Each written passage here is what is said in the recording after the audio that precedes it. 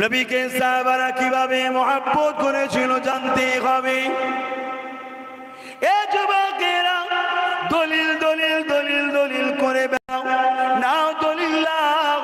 বুখারী শরীফ উঠিয়ে দেখো, আল্লাহ নবী নূহ নবী দয়া নবী দরবারে কাইজারের বাদশার সঙ্গীরা, বাদশা কাইজারের পক্ষ থেকে অনেক গুপ্তচরেরা এসেছে। যাও মুহাম্মদ সম্বন্ধে এত শুনতে লেগেছি, মুহাম্মাদের সঙ্গে লড়াই হবে, যে একবার দেখে আসো মুহাম্মাদটাকে। রোমের সম্রাটের পক্ষ থেকে, কাইজারের পক্ষ থেকে, স্পেনের পক্ষ থেকে, বিভিন্ন জায়গা থেকে গোয়েন্দারা চলে এসেছে, আমার নবী পাকের দরবারে বসে রয়েছে। আল্লাহ নবী হঠাৎ করে থুতু ফেলার প্রয়োজন হয়েছে। আমার থুতু ফেলার প্রয়োজন হলে সিলিমচি রয়েছে, উঠাতে হবে, ফেলতে হবে। খুব জোর জোর নবীর বংশের ছেলে হওয়ার জরুন, যারা নবীকে ভালোবাসে আমাদের হয়তো সিলিমচিটা ধরে তুলে দেবে। কিন্তু তারা দেখে অবাক হয়ে গেল, আল্লাহ নবী এখন থুতু ফেলতে লাগবে। সাহাবাদের মধ্যে রেষারেষি শুরু হয়ে গেছে, হুজুর আমার হাতে দিন, এ বলে আমার হাতে দিন, ও বলে আমার হাতে দিন। এইভাবে নবীকে চতুর্দিকে সবাই ঘুরছে। ইয়া রাসূলুল্লাহ, থুতু মুবারকটা আমার হাতে দিন। যার হাতে থুতুটা পড়লো সে নিজে নিয়ে নিজের চেহারার মধ্যে মালিশ করে নিল। রাতের মধ্যে রয়েছে কয়েক সপ্তাহ ওই সাহাবীর শরীর থেকে মুশকি আম্বারের থেকেও বেশি খুশবু বাইর হতো।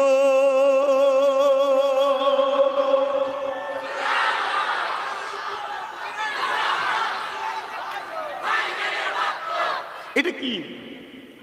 এইটা কি? এই যে রাসূলুল্লাহর কথা শোনার পরে সব নরম তকবীর লাগবে, এটা কি? মুহাব্বত। এটা হলো ঈমান। এখন কেউ যদি বলে হুজুর সব ঠিক আছে, ছেলেগুলো নামাজ পড়ে নেই, অন্যায় করে, ভুল করে, কিন্তু ওর ঈমান প্রমাণ দিচ্ছে আছে। বললেন না সুবহানাল্লাহ? নামাজ কাজা করে, অন্যায় করে, ভুল করে, নামাজ কোনো হালে মাফ নয়।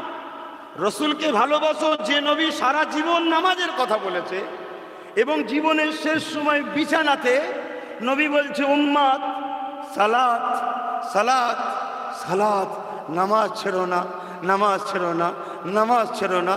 কেন নামাজ এত গুরুত্ব? মুসা নবী বলেছিল, আল্লাহ আমি আপনার সঙ্গে কথা বলি, আর কি কেউ আপনার সঙ্গে কথা বলবে? আল্লাহ বললেন, মুসা রে, আমার একদল স্পেশাল বান্দা বান্দি আছে, তারা আমার সঙ্গে কথা বলবে। জোরে বলুন সুবহানাল্লাহ। তারা কারা? মুসা শোনো, তুমি আমার সঙ্গে কথা বলো, সময় বেশিক্ষণ কিন্তু পাও না, টাইম ফিক্সড আছে, যখন তখনও হয় না। তুমি আমার সঙ্গে কথা বলো, স্থান ফিক্সড আছে, তুর পাহাড়ে আসতে হয়। তুমি আমার সঙ্গে কথা বলো, তোমার আমার বীজখানে 70,000 নূরের পর্দা আছে, একটা পর্দার থেকে আর একটা পর্দা 70,000 বছরের রাস্তা। মুসা, আমার একটা স্পেশাল আছে, তাদের জন্য জায়গা ফিক্সড নয়, পবিত্র হালে পবিত্র জায়গায় যখন খুশি যতক্ষণ খুশি আমার সঙ্গে কথা বলবে। জোরে বলুন সুবহানাল্লাহ। আর তারা যখন কথা বলবে, তার আর আমার বীজখানে কোনো নূরের পর্দা থাকবে না, সব উঠিয়ে দেবো, একেবারে কাছাকাছি। জোরে বলুন সুবহানাল্লাহ। আল্লাহ নবী মুসা বলছেন, আল্লাহ আপনি যদি আমাকে নবী না করে ওই নবীর উম্মতটা করতেন, আমি বড় খুশি হতাম। জোরে বলুন সুবহানাল্লাহ। সে কারা? আমার রসুল, আমার আল্লাহ বললেন হাবিব, আমার আল্লাহ বললেন মুসা, তিনি হলেন আমার আখেরি নবী হযরত মুহাম্মদ রসুল। জোরে বলুন সুবহানাল্লাহ। কখন কখন কখন যখন আমরা উজু করে নিয়ে কিবলা মুখী হয়ে কিয়ামে দাঁড়িয়ে যাই, এ যুবকেরা, সালাত মিরাজুল মুমিনিন, আল্লাহর সঙ্গে দিদা শুরু হয়ে যায়। তুমি শুরু করে দিলে বিসমিল্লাহির রহমানির রহিম, আলহামদুলিল্লাহি রাব্বিল আলামিন আর রহমানির রহিম মালিকি ইয়াউমিদ্দিন ইয়াকা না'বুদু ওয়া ইয়াকা নাস্তাঈন ইহদিনাস সিরাতাল মুস্তাকিম সিরাতাল লাযীনা আন'আমতা আলাইহিম গায়রিল মাগদুবি আলাইহিম